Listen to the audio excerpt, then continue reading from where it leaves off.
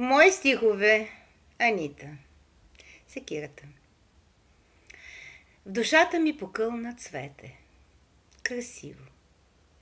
Диво горско цвете. И грижих се за него аз, обсипвах го с любов и страст. Аз пазих го от бури зли, треперех ден и нощ.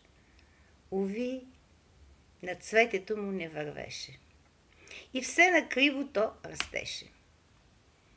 Поливах го, а беше жадно. И мисъл вливах, безпощадно ламтеше то да избои. Душата ми да умъртви. Един ден всичко аз разбрах. В грях била съм. Осъзнах, че трябвало и да расте в гората или в поле. Далеч от другите цветя, далеч от моята душа. Сега не плача, а се смея.